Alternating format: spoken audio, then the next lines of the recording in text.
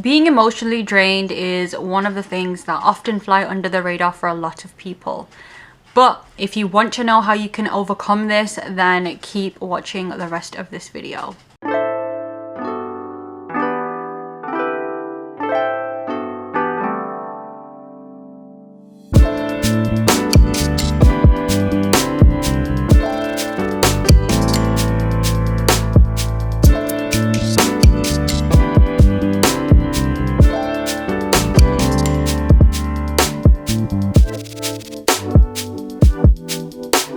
Hello, my name is Sun Tzu. Welcome to the Mind Council.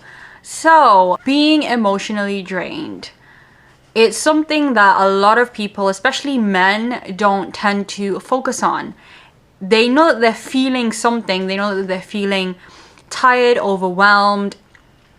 They are feeling burnt out, but often they don't associate that could be related to being emotionally burnt out, not just physically burnt out. We often put our emotions as a secondary thing, and yes, absolutely, we should be doing absolutely everything we can to be more healthy in life and taking care of our bodies, because both the mind and mental health and the body's health are very much interlinked. However, if we focus on one more than the other too much, this is when things can get out of balance.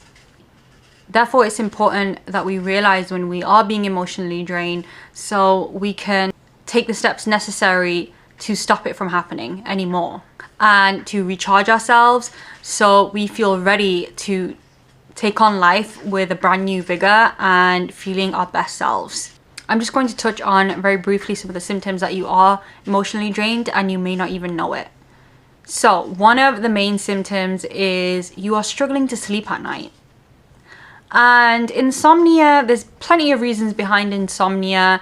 However, one of the main reasons behind insomnia is having overwhelming thoughts when you're trying to sleep, overwhelmingly negative thoughts, and just struggling to have your brain shut off. You're struggling to go into a relaxed state of mind that's going to help you drift off into a restful sleep. Oftentimes you find yourself worrying about things, trying to solve problems that may not have a clear solution straight away, thinking about things that you've already done or embarrassing situations you had in the past, or just non-stop playing a feedback loop in your mind that you are struggling to stop. This is a major sign that you are emotionally drained.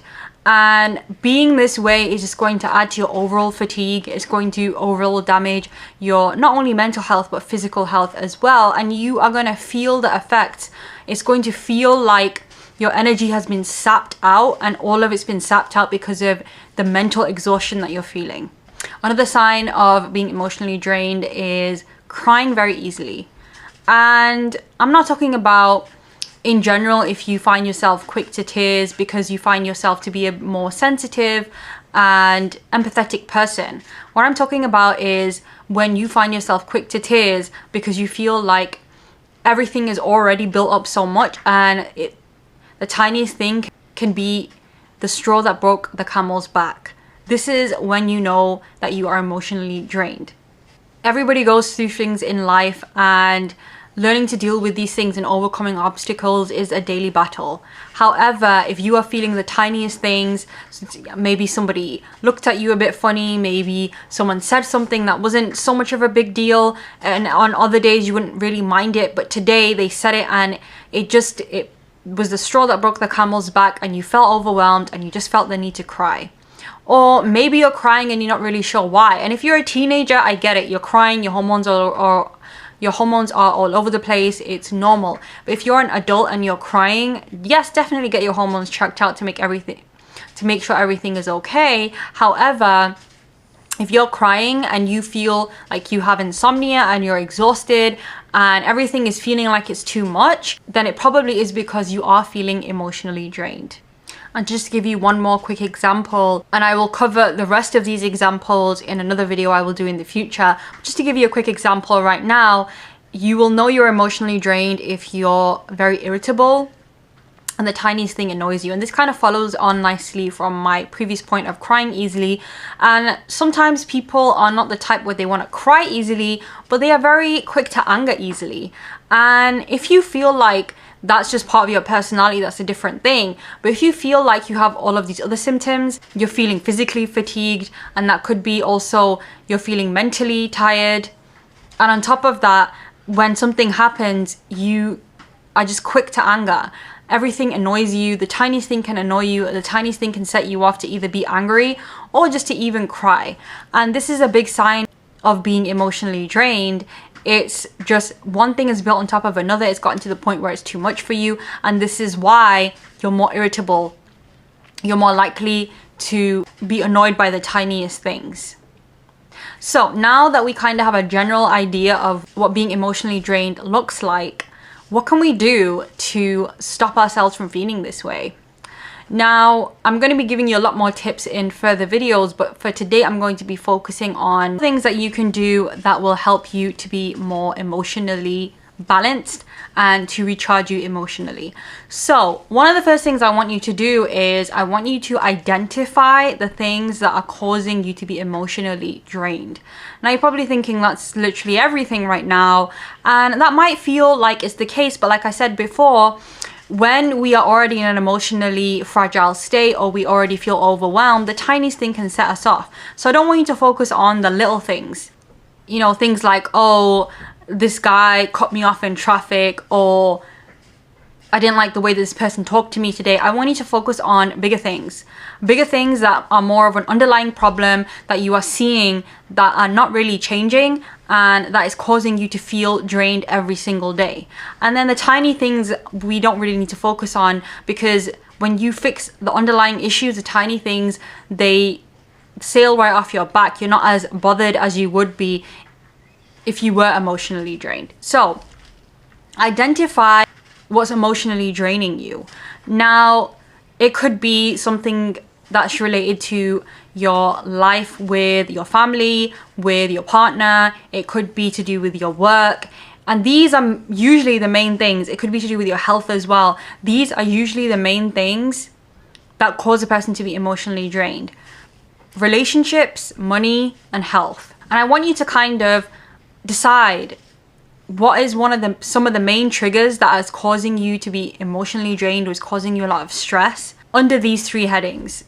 Is it something that's happening in your relationship, or are you overall good in your relationship and everyday life doesn't feel like a total drain? Or is it something to do with your job? Are you finding there's a lot of stress at work? Maybe you're going through a lot of changes at work. Maybe you're afraid of losing your job, or you're just fed up of this job. Or is it something to do with your health that you're struggling with? And I want you to kind of look at what these things are, because then we're going to make a plan on how we can hopefully try and avoid as much as we can these triggers. And triggers just means another word for saying the things that cause us emotional distress. What I want you to do is I want you to try and limit the amount of time or the amount of exposure that you have to these kind of triggers. And I know that this is very, very difficult, but for some people it's completely possible. So if, for example, your emotional trigger is with someone in particular, and say, for example, you live with this person and they're causing you a lot of grief, maybe in their behavior, maybe they're disrespectful, and it's causing you a lot of grief. What I want you to do is I want you to try and limit the amount of time that you spend with this person, and I want you to focus on other things. So if you live with this person and you cannot really avoid them, you can try and limit how much time you spend with them. Go and focus and be alone in another room. Focus on a hobby. Make sure you're giving yourself at least 2 to 3 hours away from this person. If they're following you, leave the house. Find other ways that you are able to get away from this person for a specific amount of time during the day. And this is going to give you that break, that mental break that's going to be able to allow you to rebuild and recharge. So limiting yourself from people, say for example, it's a health issue and you're really struggling with your health. And I know it's very, very difficult to limit exposure to a health problem. But what you can do is work on ways where you're trying proactively your best to improve your health. And if you know that you're taking steps to improve your health, you're limiting the amount of damage that it's causing to your health. It's going to help you feel better about yourself.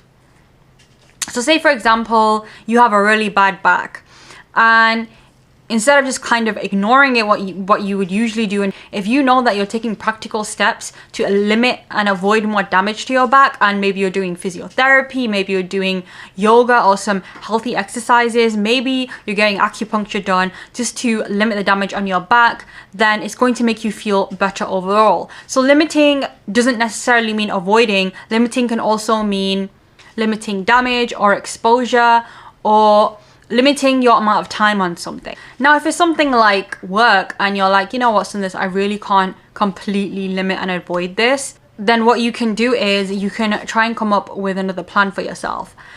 Work, I'm giving as an example because a lot of people are very, very stressed with work, especially these days with Corona and finding themselves in a lot of trouble, maybe financially, and they feel like they need their job and they're kind of stuck. If this is the case, then work is going to be a big stressor for you. And it's very important, I know that you can't limit it or avoid it, that in that case, you come up with healthy boundaries, you come up with an action plan, what you can do to tackle a lot of the issues that you're having at work.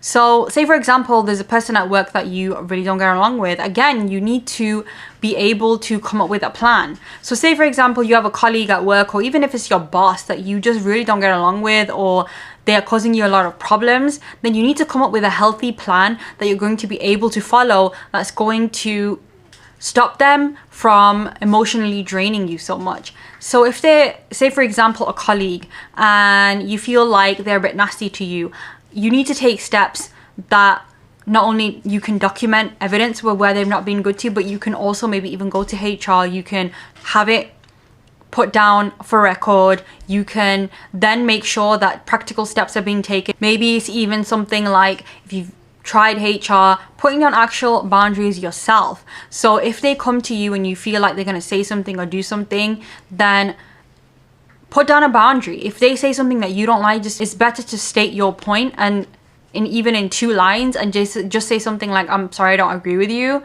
let's just leave it. And to walk away, or if they've maybe spoken to you disrespectfully, just say, please don't talk to me this way, and maybe then report it again to HR. This way you're kind of making a plan, you're covering your back, and you're ensuring that you are actually actively doing something against this person. If you feel like it's maybe your boss and there's something that you really can't avoid, then make a plan to actually find a route outside of this job. And a lot of people, what they end up doing is they fall into the monotony of work, and they don't want to kind of go out of their comfort zone. Even though they're not comfortable in this zone, they don't want to leave this zone to actually go out there and maybe look for other jobs. And looking for other jobs doesn't mean you're actually going to leave this job straight away. All it means is, like I said before, you're covering your back, you're giving yourself more options. And when you actually go out there and you start to actually apply for jobs, yeah, it's a difficult process and nobody really wants to go through it. But as I've said before in one of my earlier videos, if you put maybe a square with 100 dots on it, and each time you go for an interview, circle off a dot, I guarantee you by the end of reaching those 100 dots, you're going to end up finding yourself a job. And that way it will make you feel like this is not the be all and end all, and you have options outside of this. Often we feel more hopeless and emotionally drained when we feel like we cannot see a way out. When we feel like we can see a way out, when we feel like there are other options, that's when we start to relax a little bit more. We don't tend to take things as much of a burden as what they are, because we see an exit route, and sometimes that's all your mind needs, is a bit of an exit route. So we've spoken about trying to limit exposure to emotional trauma and triggers, and we've also spoken about, if you can't limit the exposure, if you can't avoid it, then coming up with an active plan so you can try and get out of that situation and try and find a way around these things. And if you actually sit down and plan things, there's nearly always a way out of a situation. It's just sometimes we cannot see the wood from the trees because we already feel so overwhelmed, and because honestly we become so tied up with doing the monotony of the same thing over and over again that we don't want to actually take a step back and look for a solution, because we find it easier, even though it's emotionally draining us, just to keep going forward with the same thing that's just not making us happy.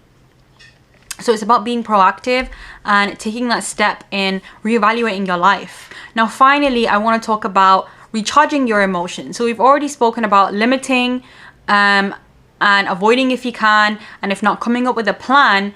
However, when you're also doing this, the next step is to then recharge your emotions, because when you start picking out a wound, you give it space to heal. And it's the same thing with your emotional well-being, that when you stop exposing yourself to triggers and limiting your exposure to triggers, you're giving yourself space to heal. But the next thing you need to do is recharge yourself. And the best way to do this is to boost your dopamine levels.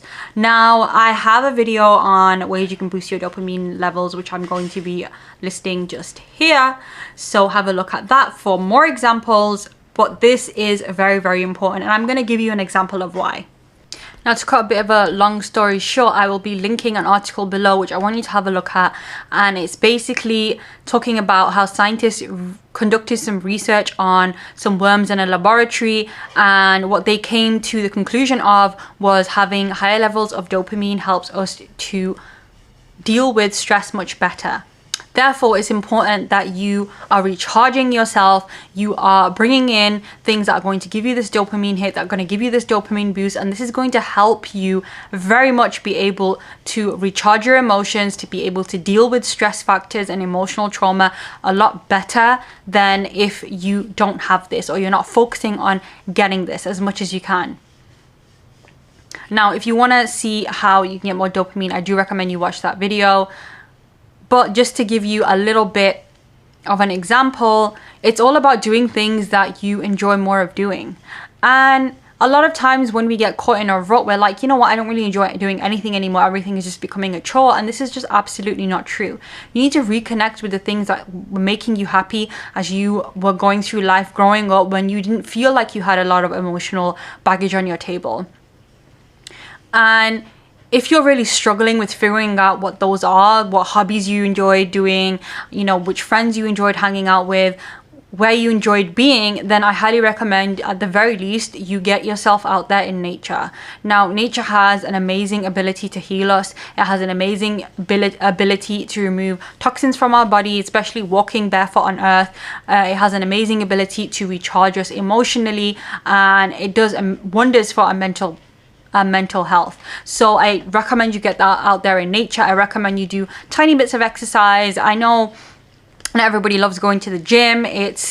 So instead of having to force yourself to go to the gym and buying a membership that you're probably never going to use, just even small bits of exercise in the house. Maybe even just something that's going to get you active. Even if you sit in your chair and all you're doing is you get yourself one of those small little push cycles, and you sit there and you just use this little cycle just to give you a little bit of movement. Get a little bit of movement into your body. Or maybe go the very inexpensive route, get yourself a skipping rope, get yourself a trampoline. Just something that you're going to enjoy doing, something that's going to give you a bit of movement, and you don't really have to do it every single day all of the time, but even doing that little bit is definitely going to help boost your dopamine levels. Going for a walk in the park is the best thing ever, and I highly, highly recommend it. So if you have parks nearby, even if you're in a city, I'm sure you can find a park nearby. Do that at least 2-3 times a week. Grab yourself a hot drink or a cold drink or an ice cream, whatever you feel like, and go for a walk in the park is going to make you feel amazing. Get back in touch with people that you care about. Your friends, your family. Oftentimes they are also going through a lot of emotional turmoil that they're probably not speaking about, and a lot of us can really welcome the break of being around other people who are going to make us feel good about ourselves, and just sharing our thoughts, our opinions, our lives. It's going to bring a lot of relief. And if you're doing these things, then you're going to find that dealing with life's emotional ups and downs becomes a little bit easier. You're not going to find yourself being as fatigued mentally, emotionally. You're going to find it a little bit easier to sleep at night. You're going to find it that your health is also improving. It's just about refocusing on ourselves, figuring out what's going on instead of just becoming complacent and allowing life to just pass us by and just doing the same old thing over and over again without actually analyzing what is causing us so much turmoil. It's like you hurt yourself, you cut yourself somewhere and you can't figure out there's pain coming from somewhere, and you cut yourself and you just kind of leave it to fester. Over time it's going to become infected, the pain is going to grow, you're going to end up maybe even risking your life. So rather than doing that, it's important that when we feel that we are in pain with something, we address this as soon as we can, we find and figure ways around it, and we learn to heal and grow and to move on. Okay, thank you so much for watching this video. If you found it helpful, please like and subscribe to the Mind Counsel channel. Leave some comments below and tell me what you find helps you when you feel emotionally drained, and let me know if you even figured out you are emotionally drained or not, because a lot of times we don't even realize it. But thank you so much for watching and have an amazing day.